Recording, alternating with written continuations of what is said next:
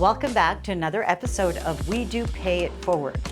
You get to hear about how to survive a marriage in business with Connie Jakab of Jakab Co. Stay tuned for more. Welcome. I'm Milena Radakovic, and this is WEDO Pay It Forward. Welcome back to WEDO Pay It Forward. I am so excited for my next guest. It's Connie Jakab of Jakab Co. Welcome, Connie. I am so excited to have you as a serial entrepreneur with your business that's been now for a year. Tell us a little bit about your current business and how you got there, because you've got a big story of different businesses there. And you're an author as well. Thanks so much for having me. Yes, I am the CEO of Jakab Co, which is a renovation company where my husband and I, we work together to physically renovate people's homes, but we also renovate the environment in homes and schools, relationally, emotionally, and mentally. And how it came about was I've been working in mental health and resilience for 25 years. That's my passion. I love young people and really helping them with their mental health. And when my husband said he wanted to start a construction company, which I know nothing about, other than what I like for colors on the wall, I said, well, what if we restored people's homes and renovated environments? I love that. That is very unique and quite the niche. So why don't you tell us and the audience, you're an author as well, and you've had some other businesses. What was it like to start a business with your spouse? With hesitation. We just celebrated 25 years being married and we don't want to mess that up. Oh my God, and congratulations, 25 years. That's, what do they call it, silver? Silver, just like Fantastic. my hair, that's what it'll do to you. Well, you have gorgeous hair. But I feel for us, it was just a really great fit. We've always wanted to work together. We're polar opposites. I'm the business development director of our company, so I'm the one that brings in the leads. I'm the one that's out there developing our business. And my husband is the guy who wants to show up and do the work. Fantastic. Oh, that's great.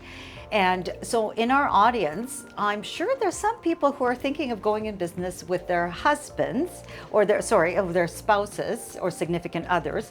What are some tips before you start? Like, I'm sure you guys sat down and there was maybe a few different conversations and some butting heads maybe. How did you manage that? I would say it's very important to sit down and see if you're tolerant of each other's weaknesses first. Yeah, because your greatest strengths are your greatest weaknesses as an individual. And I find that my husband's greatest strengths also drive me crazy. Could I work with that all the time? And vice versa, by the way, vice versa. Yeah. And so it was important to get really realistic. It sounds romantic, but it's not romantic when you're fighting all the time. And so if we felt like our gifts would be collaborative, right, and fill one another's gaps, then it was a great idea. And for us, it's been wonderful. But I don't think even 15 years ago that would have been a good idea. Interesting. And just to go on that, you said 15 years ago it might not have been a good idea to go in business with your husband. May I ask why, and what are some of the learnings so people know if it's the right time for them to go into business with their spouse?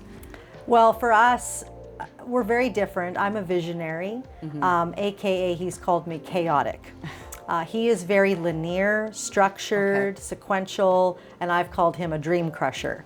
So back in those days, maybe wouldn't have been a good thing. We weren't able to see strength in our weaknesses, but now we can. Fantastic. So you've been in business for a year. What are some of the challenges, because we probably have in our audience some new startups. What are some challenges that you've had in the last year that people in the audience could learn from? I think pivoting very quickly to learn a new industry. Construction is brand new for me.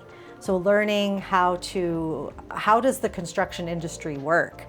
With a renovation, you have jobs that take longer than you think and cost more than you think. And how can we create a customer journey that allows people to know that? How can we create capacity? So really, it's all about learning your industry. And I have a saying, being a serial entrepreneur, jump then think. If I think about it, I'm never going to jump into it. And I think the best way to get into any kind of business is to learn as you go. Okay. So be willing to make the mistakes. That really is a true visionary. That honestly, because I know in my business, I'm also the visionary, and then I have an implementer. So I have all these grand ideas, and then I have an implementer who supports me, and that's my controller. And just to make sure it's like, well, that's a great idea, Milena. However, we need to do this, this, and this. So I can totally relate with you on that. So with it, you celebrated your 1-year anniversary. What is going to be next in the growth of your company? Where do you see it's going as a visionary?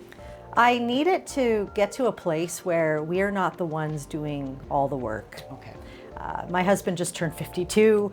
I'm turning 50. We want to think about legacy. We want to think about how do we create opportunities for others. When I hear of business owners hiring other people, I get so excited because we're creating opportunities then for other people, and we're creating something where somebody else's life can be sustained. And so that's the idea, is becoming a general contractor, getting a team, having a hub of people instead of just us. I love that. You know, I find that as I find more women entrepreneurs, I'm going to generalize this. We really think about the community, about giving back and giving opportunities for others to have growth. And I love what you're saying here. Through that journey and as you want to grow, what are some steps that as a visionary, what are the steps you're considering for your growth? So somebody in the audience, like say, they've had a business for a couple of years and they're like, okay, what do I need to do next to grow? So tell us a little bit about what you're anticipating the growth to be like. Well, for us, I think the last year has just been, how does this business work? What are the gaps? And that will always be there, learning what the gaps are. But then figuring out, how do we get enough volume, cash flow, in order to bring others in? And so really thinking about where are the greatest financial opportunities so that we can create a pool where we can invite people in. I maybe 20 years ago as an entrepreneur, I would have been, build it and they will come. Now I'm really more about, let's create the sustainability to invite people into, rather than inviting people into something that we're not sure how this is going to make money yet. Right. So we're really experimenting right now so that we can build a pool of cash flow to help others. Right. And I'm sure here in our Calgary market right now, it's almost impossible to get in as a homeowner. So the renovation side, I could probably see it's quite booming because people are like, well, I'm not going to sell because I don't have a place to go, so I'm going to renovate. So are you seeing that shift in the market here in Calgary? Yes. And people are wanting to update their home instead of buying a new one, which is smart. If you have a home right now, I would consider you blessed. A lot of people would love to have a home.